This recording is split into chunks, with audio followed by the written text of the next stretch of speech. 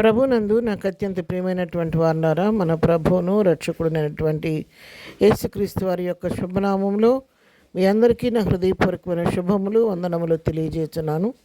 ఉదయకాల సమయంలో దేవుని వాక్యాన్ని ధ్యానం చేసుకుందాము.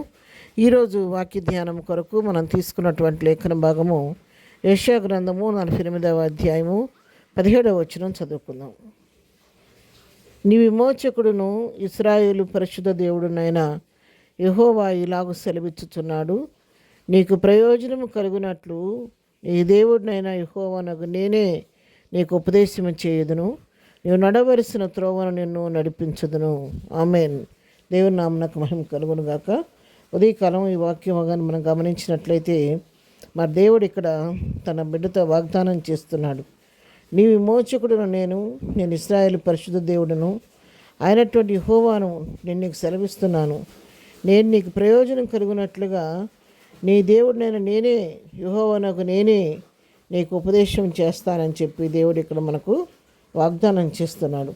అదేవిధంగా నేను నడవలసిన త్రోవను నిన్ను నడిపించుదును అని చెప్పి దేవుని వాక్యం మనకు సెలవిస్తుంది. చూడారా, చాలాసార్లు మన జీవితాల్లో మనకి ఎటుతోచని పరిస్థితుల్లో ఉంటాం. గమ్యం లేనటువంటి పరిస్థితుల్లో మనం ఉంటూ ఉంటాము. ఎటు తోచదు, ఏం చేయాలో తెలియదు, ఏ త్రోవలో వెళ్ళాలో తెలియదు, ఏ నిర్ణయం తీసుకోవాలో తెలియదు, ఎటు ఆలోచించుకున్నా కూడా ఎటు మనకు అర్థం కాని పరిస్థితి, అంత అయోమయంగా ఉంటుంది, అగమ్యగోచరంగా ఉంటుంది.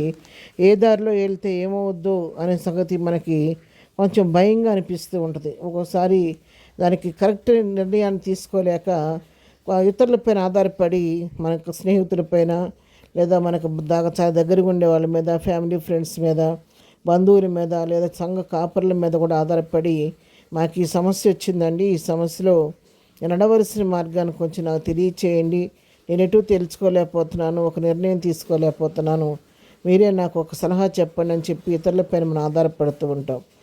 కొన్నిసార్లు దేవుని కృపను బట్టి మనం సలహా అడిగిన బట్టి వారు జ్ఞానం కలిగిన వారు, మంచివారైతే సరైన సలహా చెప్పి మనల్ని కరెక్ట్గా గైడ్ చేస్తారు. కానీ దురదృష్టవశాత్తు వారు సరైనటువంటి అవగాహన లేని వారు, మరి సరైన నిర్ణయం తీసుకోలేని వారు అయి ఉంటే కనుక మరి కరెక్ట్గా మనం గైడ్ చేసేవారు కాకపోతే మనం ఆధారపడిన వారి మీద మనం నమ్మిక పెట్టుకుంటాం, కానీ వారు మనం కరెక్ట్గా గైడ్ చేయలేకపోతారు. దానివల్ల మన జీవితాల్లో కొన్నిసార్లు నష్టపోయే పరిస్థితి కలుగుతూ ఉంటాయి. అందుకనే మనుషులు నమ్ముకున్నట్టు కంటే యెహోవాను ఆశ్రయించడం మేలు, రాజులు నమ్ముకున్నట్టు కంటే యెహోవాను ఆశ్రయించడం మేలు అని దేవుని వాక్యం సెలవిస్తూ ఉంది.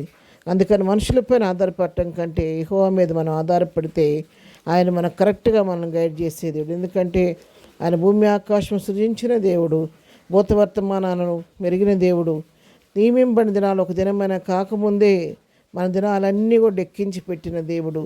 నువ్వు తల్లి గర్భంలో పిండముగా ఉండగానే ఆయన కంటితో మనల్ని చూసి ఈ లోకంలో మనం ఏమవ్వాలో, ఎంతకాలం ఉండాలో, ఏ విధంగా బ్రతకాలో అన్నీ నిర్ణయించి పెట్టిన దేవుడు. కాబట్టి ఆయనకు సమస్త ఎరిగిన దేవుడు కాబట్టి సరైన మార్గంలో మనను నడిపిస్తాడు. మన జీవితంలో కొంత మట్టుకే చూడగలుగుతాం, కానీ ఆయన మన జీవితపు అంచుల వరకు కూడా చూడగలిగిన దేవుడు, దాని పర్యవసానాన్ని కూడా బాగా ఎరిగిన దేవుడు. కాబట్టి ఏ మార్గంలో వెళ్తే నా కుమార్తె, నా కుమారుడు సరైన రీతిలో సరైన గమ్యాన్ని చేరగలుగుతాడో ఆయనకు తెలుసు. కాబట్టి ఆయన మనం కరెక్ట్గా మనల్ని గైడ్ చేసే దేవుడై ఉన్నాడు. అందుకే ఇక్కడ దేవుడు ఉదయకాలం నీకు నాకు వాగ్దానం చేస్తున్నాడు, నీకు ప్రయోజనం కలుగునట్లు నీ దేవుడు నేను యెహోవానగు నేనే నీకు ఉపదేశం చేయదని అంటున్నాడు. దేవుడు అంటున్నాడు, నేనే నీకు ఉపదేశం చేస్తాను, నీకు మేలు కలుగుంటా అంటున్నాడు.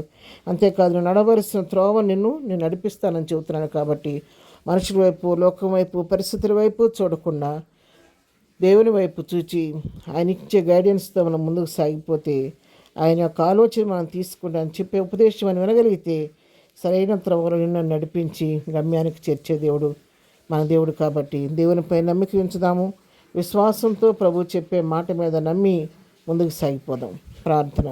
ప్రేమగల తండ్రి, పరిశుద్ధురాని పాదముల కొందనాలు ప్రభు, మా జీవితాల్లో ఎంతైనా నమ్మదగిన దేవుడు అయ్యా నీ కొందనాలు. మాకు ఉపదేశం చేసే దేవుడు, మరి సరైన త్రోవ నడిపించే దేవుడు అనేందుకు నీ కొందనాలు. ఇదినోనైనా వాక్యం బిడ్డ అందరి జీవితాల్లో మీరేనాయన తోడుగా ఉండి నడవలసిన మార్గాన్ని చూపించండి.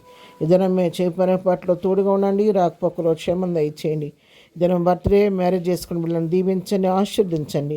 ప్రతి వారి పట్ల నీ కృప విస్తరింపచేయమని, ఘనతమైన ప్రభావాలు మీరే పొందుకోమని యేసు నామములో ప్రార్థించి అడిగి పొందుకొని ఉన్నాము తండ్రి. ఆమెన్.